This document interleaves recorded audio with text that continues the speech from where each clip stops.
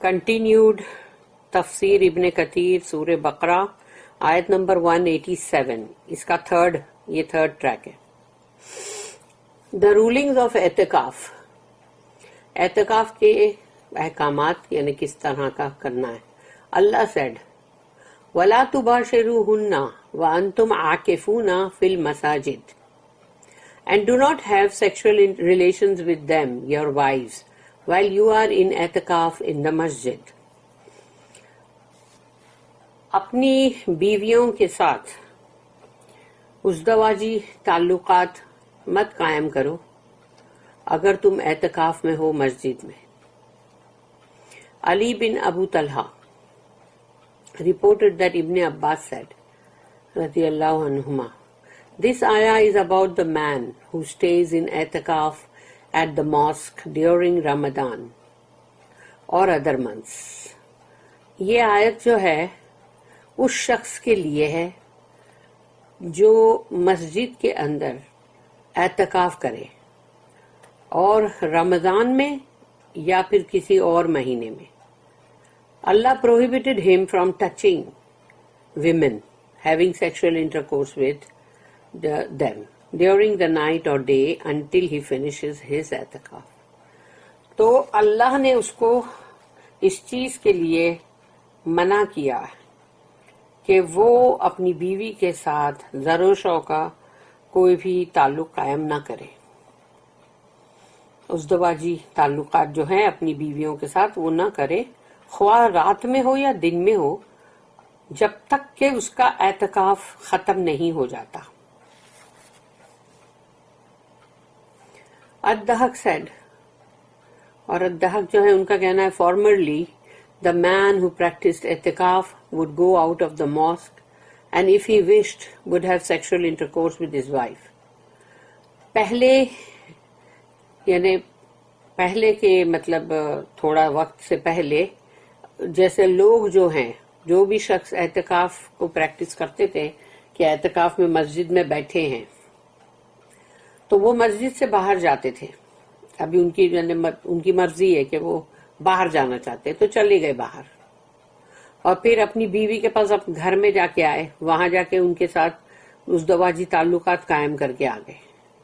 اللہ then said، اسی لیے اللہ نے پھر کہا وَلَا تُبَاشِرُوهُنَّ وَأَنْتُمْ عَاكِفُونَ فِي الْمَسَاجِدِ and do not have sexual relations with them یعنی کہ your wives while you are in اعتکاف in the masjids.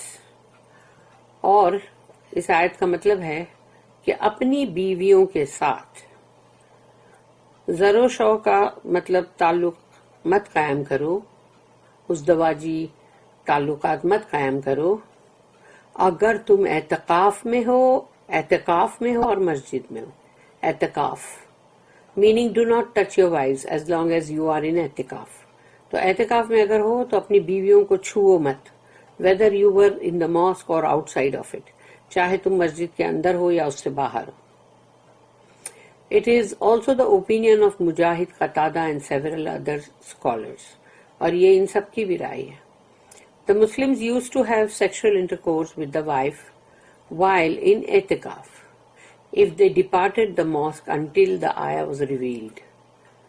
مسلمان جو تھے وہ اعتکاف میں ہونے کے باوجود اپنی بیویوں کے ساتھ ازدواجی تعلقات قائم کرتے تھے، اور اگر وہ مسجد سے مطلب باہر گئے، لیکن جب تک یہ آیت نازل ہوئی تب تک وہ یہ کرتے تھے.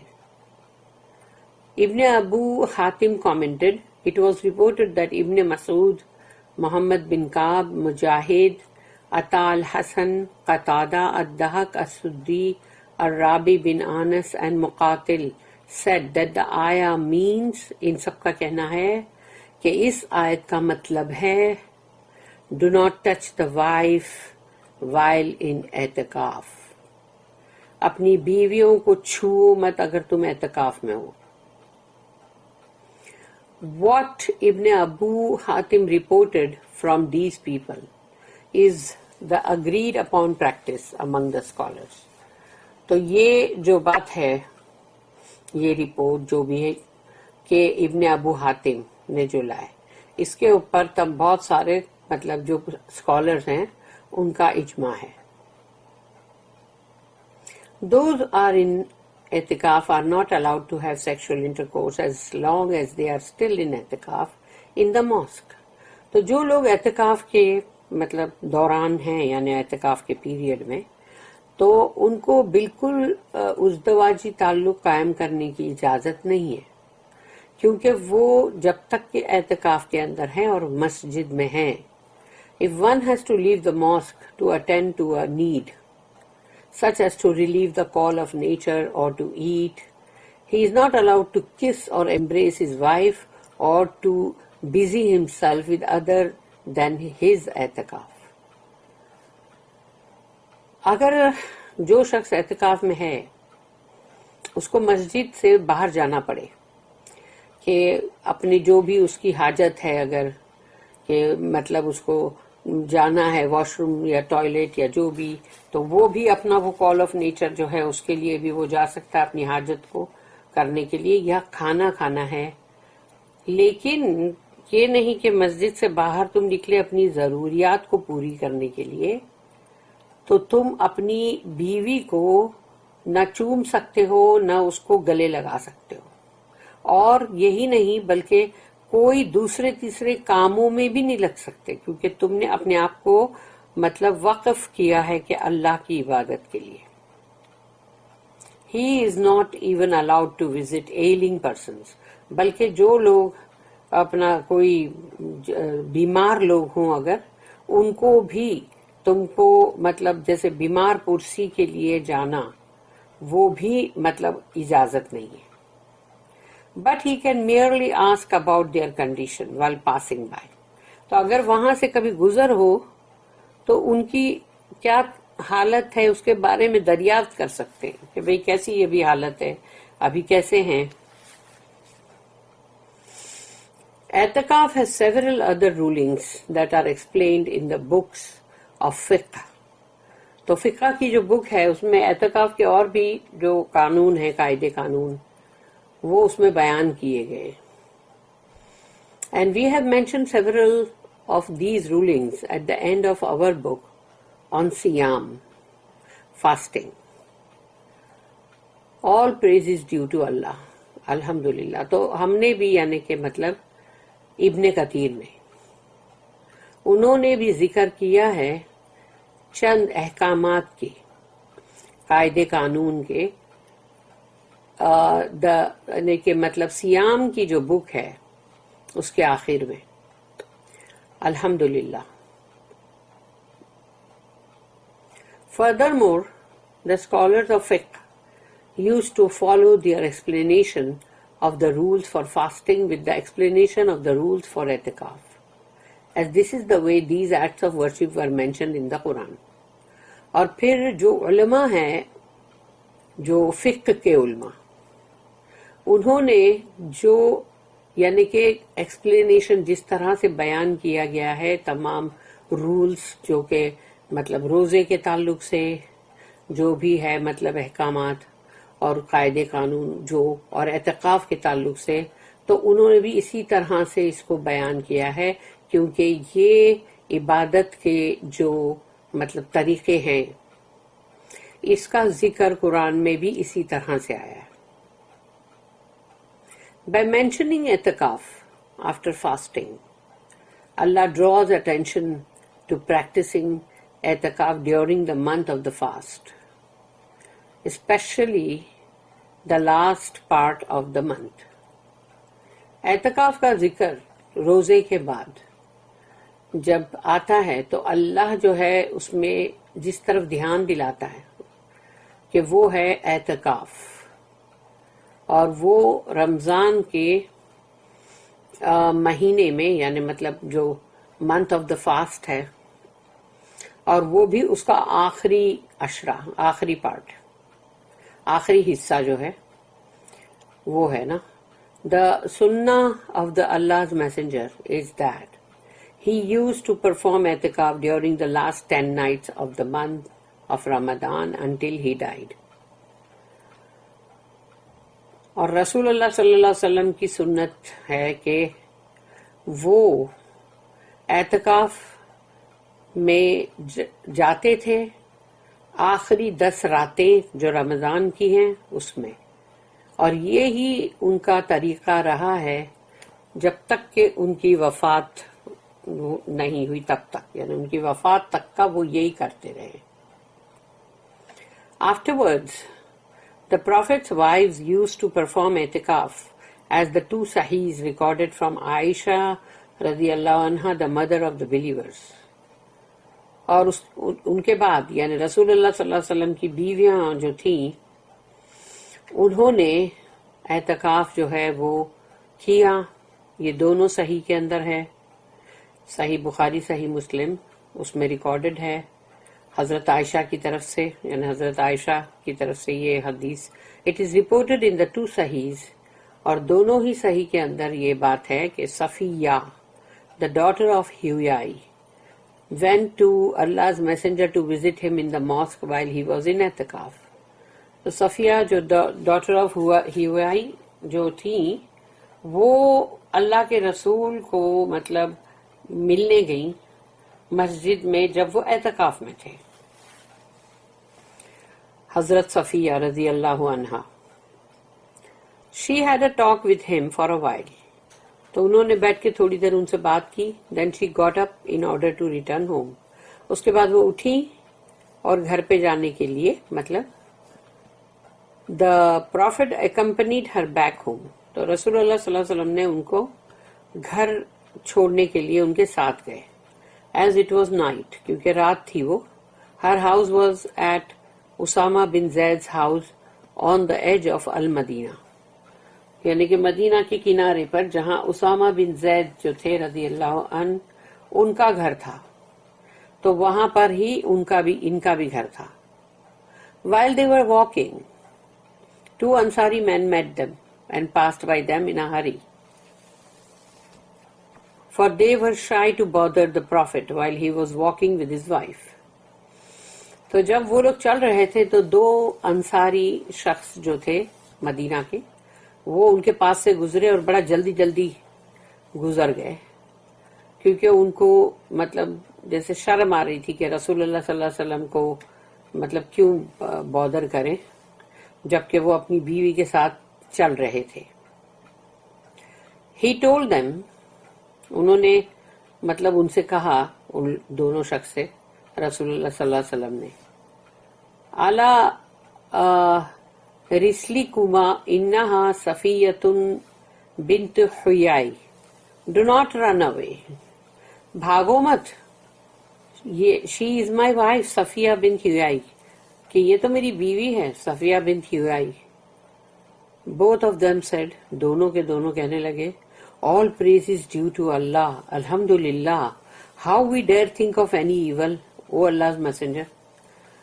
کہ انہوں نے کہا الحمدللہ ہم آپ کے بارے میں کوئی بری بات کیسے سوچ سکتے ہیں یا رسول اللہ. The Prophet said to them, رسول اللہ صلی اللہ علیہ وسلم نے ان سے کہا، ان الشیطان یجری من ابن آدم مجرى الدم وانی خشیت ان یقذف فی قلوبکما شیئا او قال شرا. شیطان reaches every where in the human body. رسول اللہ صلی اللہ علیہ وسلم نے کہا کہ شیطان جو ہے وہ انسان کے جسم میں سب طرف گھومتا ہے. That the blood reaches, جہاں جہاں بھی خون جاتا ہے وہاں شیطان بھی جاتا ہے. I was afraid lest شیطان might suggest an evil thought in your minds. اسی لیے مجھے خوف تھا کہ کہیں شیطان تمہارے دل کے اندر کوئی وسوسہ نہ ڈالے، بری مطلب کوئی بات کا، برے خیال کا تمہارے دماغوں کے اندر. امام الشافعی commented, امام شافعی رحمہ اللہ انہوں نے کہا کہ Allah's messenger sought to teach his ummah to instantly eliminate any evil thought. تو امام شافعی کا کہنا اس پر یہ ہے کہ رسول اللہ صلی اللہ علیہ وسلم نے اس چیز کو سکھایا اپنی امت کو کہ جو خیال ہوتا ہے نا اس کو بھی امیجیٹ وہیں کے وہیں ختم کرو. رکے مت رہو کہ بعد میں بولیں گے، بعد میں بتائیں گے، صفائی دیں گے، یہ مت کرو. اسی وقت وہیں کے وہیں. So that do not fall into the prohibited, تاکہ پھر کہیں تم جو چیز منع کی گئی ہے نا کہیں اس میں نہ گر جاؤ. They, the two Ansari men, had more fear of Allah than to think evil of the Prophet. وہ جو انصاری دو شخص تھے ان کے دل میں اللہ کا خوف زیادہ تھا کہ وہ رسول اللہ صلی اللہ علیہ وسلم کے بارے میں کچھ بری چیز سوچے بھی. اللہ knows best واللہ عالم. دا آیا، یہ آیت 187 سورہ بقرہ. Prohibits sexual intercourse and anything like kissing or embracing that might lead to it during اعتکاف. اس آیت کے اندر منع کر دیا گیا ہے کہ ازدواجی تعلقات جو ہے اپنی بیوی کے ساتھ وہ اس کے لیے منع کیا گیا ہے. کیا پھر تم اس کو کس کرو یا اس کو مطلب چومو یا اس کو ایمبریس کرو، گلے لگاؤ، یہ ساری چیزیں جو ہے تو یہ اس کے لیے منع کیا گیا اگر تم اعتکاف میں ہو.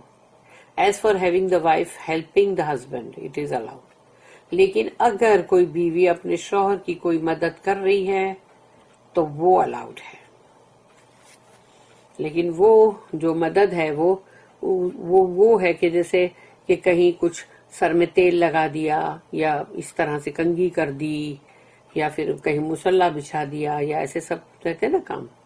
It is reported in the two Sahihs that Aisha رضی اللہ عنہ said کہ حضرت عائشہ نے جو حدیث ہے ان کی وہ دونوں صحیح میں ہے.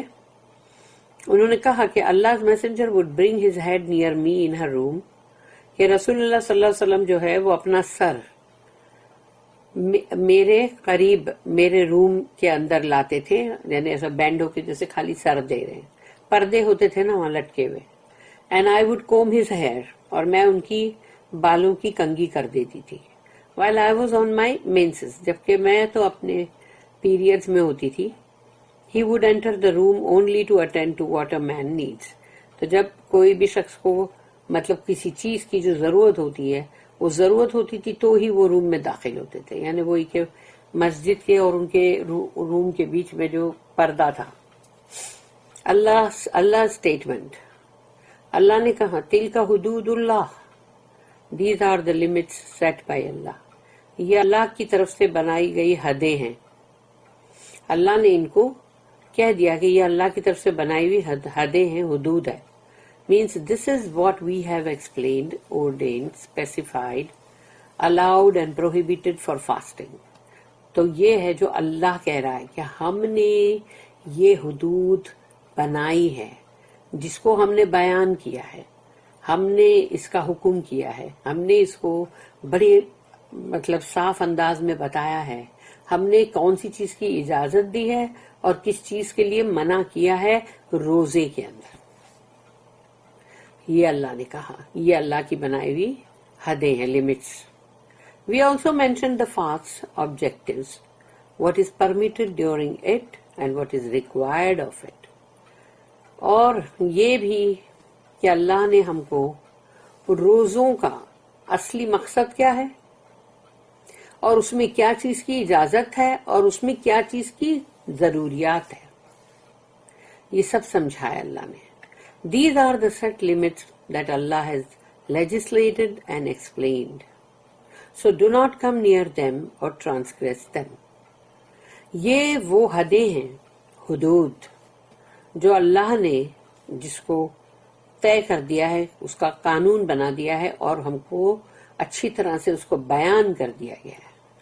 تو ان کے قریب بھی مت آنا، کیونکہ قریب آنے میں ہی ڈر ہے کہ تم کہیں وہ حدوں کے قریب آ گئے تو ہو سکتا ہے کہ ایک قدم اس سے باہر نکل جائے تو حد سے باہر تم وہ جو اللہ کی بنائی ہوئی حدود ہے اس سے تم باہر نکل جاؤ، یعنی حدیں توڑ دی، اس کو ٹرانسگریس کیا. تو ان حدوں کے قریب آنے کے لیے بھی منع کیا گیا ہے، یعنی ان حدود کے پاس بھی مت آؤ. جیسے کوئی چرواہا اگر اپنی بھیڑ بکریوں کو لے کے جائے اور اسی جگہ کے اوپر چرائے، پر اس کے بازو کی جو کھیت ہے اگر وہ اس کی حدود کے پاس بھی آئے گا تو بہت ممکن ہے کہ وہ ایک بھیڑ بکری اس کھیت میں ہی چلی جائے اور وہاں پر کھا لے. لا تقربوها so approach them not. ان کے قریب بھی مت آؤ. عبد الرحمن بن زید بن اسلم said, ان کا کہنا ہے کہ اللہ set limits mentioned in the ayah mean these 4 limits. And then he recited کہ انہوں نے کہا کہ اللہ نے جو یہ حدود بنائے ہیں جس کا ذکر اللہ اس آیت میں کر رہا ہے وہ 4 حدیں ہیں. اور پھر انہوں نے تلاوت کی وَحِلَّ لَكُمْ لَيْلَةُ الصِّيَامِ صِيَامِ الرَّفَثُ إِلَى نِسَائِكُمْ. It is made lawful for you to have sexual relations with your wives on the night of a siyam, fasting. کہ تمہاری مطلب بیویوں کے ساتھ تمہارے زر و شوق کے تعلق کے لیے مطلب حلال کیا گیا ہے رمضان کی راتوں میں.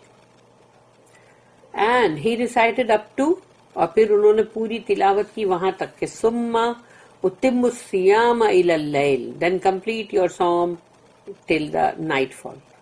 پھر اپنا روزہ پورا کرو رات آنے تک یعنی وہی مغرب. My father and other are used to say similarly and recite the same ayah to us. کہ انہوں نے کہا میرے والد اور دوسرے لوگ بھی اسی طرح کہتے تھے اور اسی طرح تلاوت کرتے تھے اسی آیت کی ہم سب کے پاس. اللہ said كذلك يبين الله آياته للناس. Thus does Allah make clear his ayat to mankind. اور اللہ اسی طرح اللہ اپنی آیت کو انسانوں کے لیے کہا گیا ہے. دیٹ مینس سب آ گئے اندر, سارے انسان, خالی مسلمان کی بات, خالی عربیوں کی بات نہیں ہو رہی ہے, تمام انسان.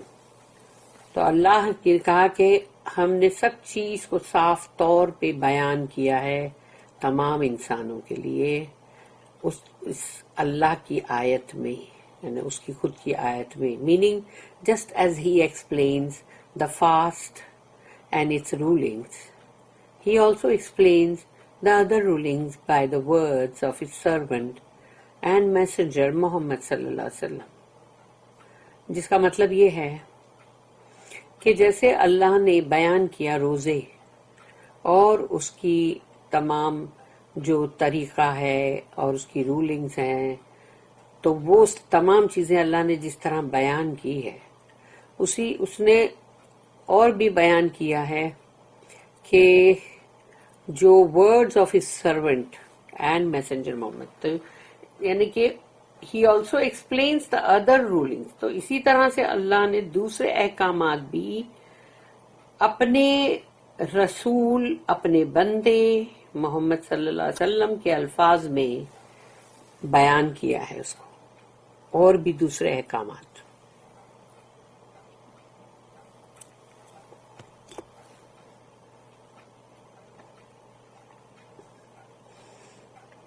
اللہ کنٹینیوز لِلنَّاسِ لَعَلَّهُمْ يَتَّقُونَ, to mankind that they may attain taqwa. انسانوں کے لیے, یعنی کہا نا كَذَلِكَ يُبَيِّنُ اللَّهُ آيَاتِهِ لِلنَّاسِ لَعَلَّهُمْ يَتَّقُونَ. تو اسی طرح اللہ نے بیان کیا ہے بہت صاف ستھرے انداز میں انسانوں کے لیے آیت کو اپنی, تاکہ ان میں تقوی آئے, تاکہ وہ متقین بنے. میننگ اس کا مطلب ہے so that they know how to acquire the true guidance and how to worship Allah. تاکہ ان کو یہ پتا چلے تقوی کیسے آئے گا, تاکہ ان کو یہ پتا چلے کہ ہم کو کس طرح سے صحیح ہدایت کو حاصل کرنا ہے, تاکہ ہم اللہ کی پھر بندگی کس طرح کریں. اگر معلوم ہی نہیں ہے نہ تقوی نہ بندگی تو کرے گا کیا بندہ. تو اسی لیے کہا گیا ہے Similarly, Allah said, پھر اللہ نے ایک اور جگہ پہ کہا, سورہ نمبر 57, سورہ 57 سورہ حدید, کیونکہ سورہ 56 جو ہے وہ سورہ واقعہ ہے اور سورہ 57 الحدید. تو سورہ الحدید سورہ نمبر 57 اس کی آیت نمبر 9, 9ویں آیت اس کی, هو الذی ينزل على عبده آیات بینات لیخرجکم من الظلمات الى النور وَإِنَّ اللَّهَ بِكُمْ لَرَؤُوفٌ رَحِيمٌ. It is He who sends down manifest ayat to His servant Muhammad sallallahu alaihi wasallam. وہی تو ہے جو بھیجتا ہے اپنی بہت ہی کھلی ہوئی صاف ستھری آیتیں اپنے بندے محمد صلی اللہ علیہ وسلم پر.